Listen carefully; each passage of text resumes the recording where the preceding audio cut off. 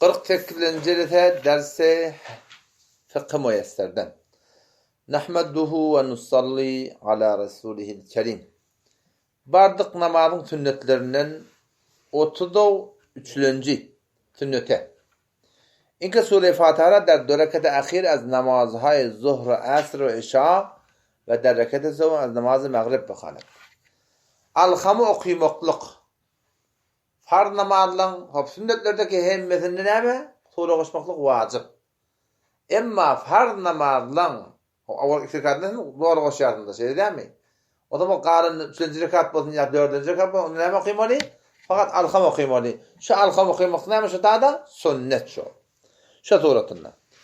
34-nji näme inke ba'da teşehhüd der qadi ahir ben Nebi Huda aleyhisselam durud bekhanet. Ettehiyatdan sonra salavatı vermek bu da sünnetlen biri. Onun 35-nji näme? Surud yankı, surud diyecek bolýan. Salavattan sonra öz hakkında dua etmeklik näme? Şu da sünnet. O duadan bir sadiyan Allahümme inni zalamtu nefsi zulmen ketira ve innehu la yaghfiru zunuba illa ente şonu getiripdir. Indi senin halan dua oku. Bizim önüne öz Türkmen Hanefi ulemalar arasında başa da şey var o. Şu Allahümme afurli ne öğretipdir da? Şu Allahümme afurli Kur'an'dan, hadisten, mecmuaından ne bir alınan dua şu. Şunu okuydan şöyle behterin dua. Başka ki Kur'an'ı dualar var. O dualar okuydan da hadis şahidinde bir müşkil yok yani işte. Peygamber salavatı vermektik näme sünnet, salavattan sonra öz hakkında, daşçavarın hakkında dua etmektik. Bu da bir sünnetin biri. Ondan sonra näme salam berende tağa sola näme? Hiç suratında öz yüdüne vurmaktık. Bu demek bir şeyse yüdüne vurmalı, bokurdan vurmalı. Yani şu şeyle dolamak gerek yani. Tadı şeyle var yüdün şeyle dolayarsın. Yüdün şeylerden şey tadı dolayarsın. Kağıttan görüyorsun da bokurda o iyide dolap bolsa iyide kim yoğunu anlap bir adam da var biliyor musun? Kim cemaate gitti gibi. Şey dip gödep berle de var arasında. Bunlar kullan namazın var şerinde de sen Hudaý Taala'nın önüne talam berýärsiň, talamyňda sen fakat şu näme? Fakat yüdüne vurmaklyk gerek. 37-nji näme? İmam tekbiratlaryny onu yani gata etmeklik gerek ve muktadi näme? Ýuwaşak etmeklik gerek. Bir wagtda şey gayri mukallitlerin bir-birini gurunda solamada mezhebe paýbentde Müslüman doğrudan bir gurunda. Onun şaarı Kur'an hadis iptu da ala. Onun şöyle men şunu soradım. Dedim git tamamı Kur'an'ı ve hadisi ve dedim. Şu tada imam gata etya ve qala muktadi näme? Ýuwaşak etya tekbiratları. Şu niyerde başy. Şahide ayette, haydi hadise gelipdir. Ya imam ha tekbir eden Allahu ekber gata etya, idin nekle ýuwaşak etya. Şu niyerde başy. Şu hadisi tadı hiç yerde yok. Belki Amerika'da ummatta şeyde burada belli olsa avvallan şey tıkkaytıptır diye. Çünkü Amerika'da ummatın öğri, ummatta ne mi? Ola kamır delilden birisi. Hop. Şu suratında 38'den ne mi? İmam Esselamu Aleyküm ve Rahmetullah'ın gata etmekliği, muhtadi ne mi? Şöyle yuvaşşak etmekliği. Yuvaşşak etmekliği de öyle kavatta böyle şey yuvaşşak okuymaklıkta. Namaz okuyanlar hem biliyor musun? Şu namazı bir yuvaşşak okuyun var. Yöne yuvaşlığı kemezkem öğren eşitmeli öyle. Şu öğren eşitmeklikte şöyle bir form temrin etmeli. Tenkşi bir karşısında duran adamı da mudahım olmalı denir. Bir form demini içine talıp kulan ganimet bu sefer de eşitiyar da şöyle ya. Aman elhamdülillahi rabbil alemin. Neten temkat bukat nâme daşçı öğren mudahım oluyor. Yaşa yuvaşaktan. Şöyle yuvaşaktan öğren eşitiyar oluyor biliyor musun? Şu sorusunda rahat etmek gerekiyor. Hop. Bu tamamda bu da gurun tokonni. İmam gata etmeli salami. Ve muhtedine mi? Yuvaşak etmekte gerek. Ondan sonra izinden imamın salam vermektiğine aytıyor. İmam ortada duran adam tağ tarafında salam verenle adamları, ferişteleri, salih ve Müslüman zırlarına mı? Şu tada niyet etmek gerek. Zırlar nereden geldi? Zırlara memuriyet şeyde imanlı adamların elinde ne mi? Namaz okuymalı. O tada ve dikkat etmişlerden imam mesela hiç merdan etti de heleyler niyet etmelidir biliyor musun? Zenanalar niyet etmeli mi yapmışlar? Çünkü ne diyeyim?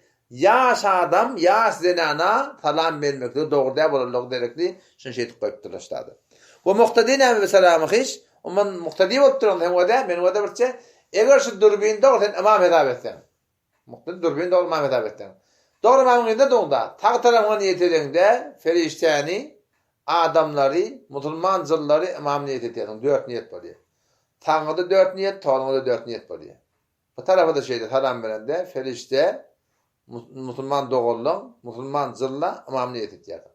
Eğer imamın temalen gayri tarafında duran bolsa. Sağ tarafında ne imam yok da anlayan. O tadı üç niyet var ya. Ferişte var ya, adamla var ya, o musulmansızla var ya. Sol tarafında neyse var ya, 4 nefer var ya.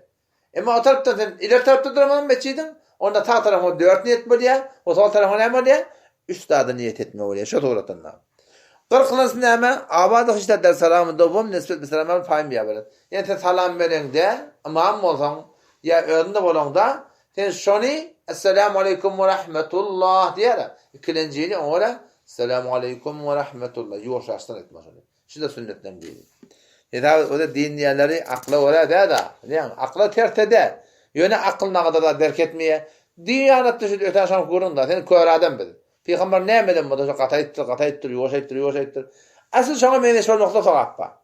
Ne şu qataydım mı, qataytmadı, yoşaytmadı. Şu ne emeden bunu şöyle etmekte, galet etmekte. Hop, ondan sonra neme? 41'inci neme salami sağ taraftan başlamalı. Yani bir adam gelip sol taraftan salam verir de yani namaz bolluk yöne hilaf sünnet. Burada yalnız bir edata ayet bir taraf müşkil yok. Ama şu doğrultuda adeti doğrultuda günah oluyor. 42'inci neme selamı muqtadi ba selamı imameş peyveste başır.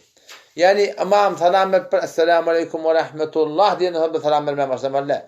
Şu imam esselamu aleyküm dedi bir de esselamu aleyküm ve rahmetullah neme aytmana durmaklık gerek şu doğrultuda.